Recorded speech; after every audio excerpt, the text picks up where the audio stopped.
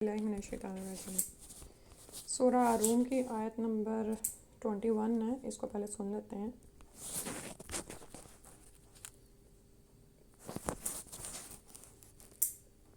بسم اللہ الرحمن الرحیم۔ ومن آياته أن خلق لكم من أنفسكم أزواجا لتسكنوا إليها وجعل بينكم مودة ورحمة إن في ذلك لآيات لقوم يتفكرون۔ اچھا، اس میں جو اس کا ترجمہ ہے نا وہ دیکھتے ہیں۔ اللہ تعالیٰ فرما رہے ہیں اور اس کی نشانیوں میں سے ہے کہ اس نے پیدا کیے تمہارے لیے تمہاری نوع میں سے جوڑے تاکہ تم ان سے سکون حاصل کرو، اور اس نے تمہارے مابین محبت اور رحمت پیدا کر دی، یقیناً اس میں نشانیاں ہیں ان لوگوں کے لیے جو غور و فکر کریں۔ ٹھیک ہے، تو اللہ سبحانہ تعالیٰ کی تخلیق، اس کی قدرت، اس کی عظمت کی نشانیوں میں سے یہاں پر اب نشانیاں بتائی جا رہی ہیں، اور اس میں سے ایک نشانی تمہارے اپنے ہی نفسوں میں سے بتائے گی کہ اللہ تعالیٰ نے تمہارے لیے جوڑے بنائے،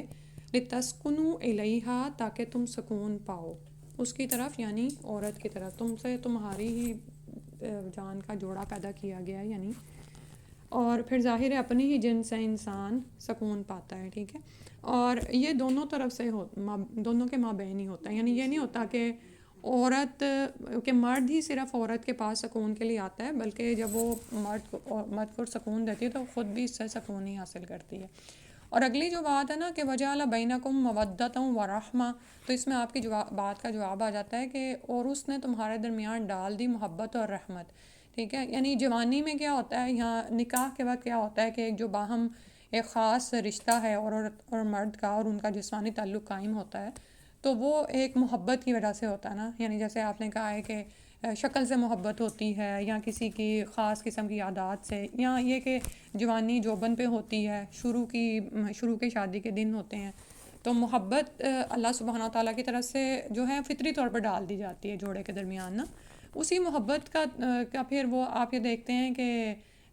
اس کا نتیجہ ہوتا ہے کہ ضروری نہیں ہوتا کہ وہ دونوں ایک دوسرے کے لیے بالکل کمپیٹیبل ہوتے ہیں۔ ٹھیک ہے، بعض اوقات آپ ان میں اختلافات بھی دیکھتے ہو، بعض اوقات خامند بیوی میں کچھ ایسی چیزیں دیکھتا ہے جو اسے ناپسند ہوتی ہیں، اور بیوی خامند میں ایسی چیزیں دیکھتی ہے، لیکن اللہ سبحانہ تعالیٰ کا خاص یہ فضل ہے کہ اللہ سبحانہ تعالیٰ ان کے درمیان محبت ڈالتے ہیں، اور اس محبت کی وجہ سے پھر ان کے درمیان ایک کمپرومائز اور وہ رشتہ بھی چل پڑتا ہے نا۔ ٹھیک ہے، اور یہاں پر یہ بات بھی ہے کہ ایک مسلمان اور ایک نان مسلم کی اپروچ ہی ڈیفرنٹ ہوتی ہے۔ ایک مسلمان مرد کو اگر اپنی بیوی میں کوئی خامیاں نظر بھی آتی ہیں تو وہ پھر بھی اس کو اللہ کی طرف سے امتحان ہی سمجھتا ہے نا، کہ میں یہ تو یعنی، اور پھر یہ ہے نا کہ اللہ تعالیٰ نے بعض کو بعض کے لیے فتنہ آزمائش بنایا ہے، تو عورت اور مرد دونوں ہی، بعض اوقات یہ بھی ہوتا ہے کمپرومائز بھی چل رہا ہوتا ہے، بعض جوڑوں میں آپ کو بہت زیادہ محبت بھی نظر آئے گی۔ ٹھیک ہے، یہ بات ہے۔ اور دوسری بات جو اللہ تعالیٰ نے یہاں پر فرمائی نا، والرحمہ، یہ امپورٹنٹ بات ہے کہ جب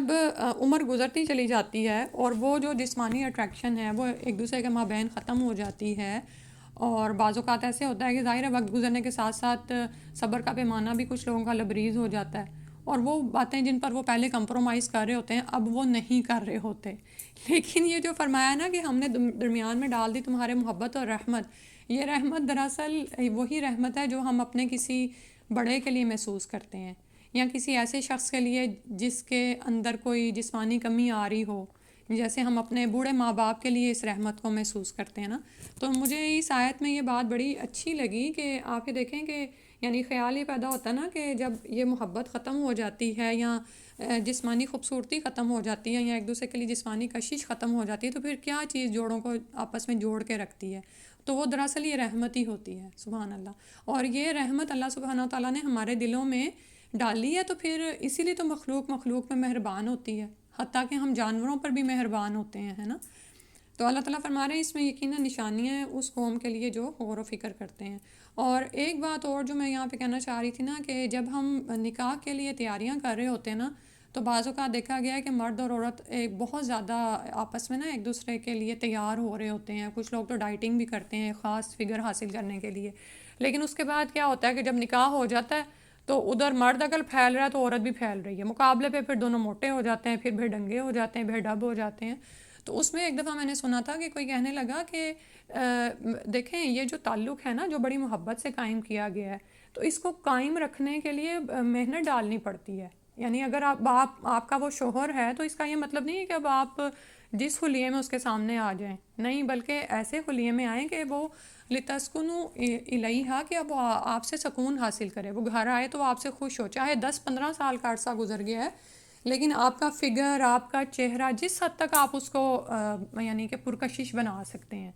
یعنی بالکل ہی سست اور غافل ہو کے اپنے، اور یہ ویسے بھی آپ کی اپنی جان کے لیے بھی برا ہے نا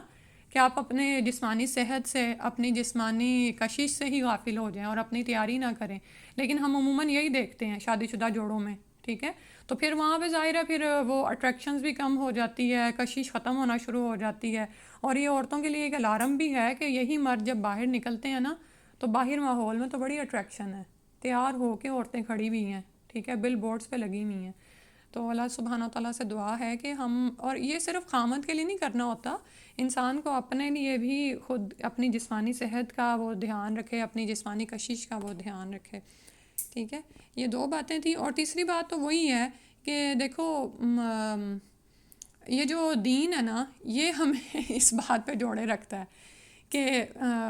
مجھے اللہ کے سامنے سرخرو ہونا ہے. جیسے ایک عورت سے کیا مانگا گیا ہے کہ اگر وہ نماز روزہ کرتی ہے اور اپنے خاوند کو خوش کر لیتی ہے تو جنت کے جس دروازے سے چاہے داخل ہو جائے. اب ٹھیک ہے، بہت ساری عورتیں اتنی ٹیلنٹڈ ہوتی ہیں کہ وہ باہر کے بھی کام کر رہی ہیں، اندر کے بھی کام کر رہی ہیں، لیکن ان کی جو مین پریورٹی ہے نا، وہ جو ان کے فرائض ہیں وہ تو خاوند کو خوش کرنا اور بچوں کی اچھی تربیت ہی ہے نا. تو اگر اسی میں وہ فیل ہیں تو پھر وہ ان کو دیکھنا چاہیے کہ وہ اللہ کو کیا جواب دیں گی، چاہے وہ بڑی تھنک ٹینک ہیں یا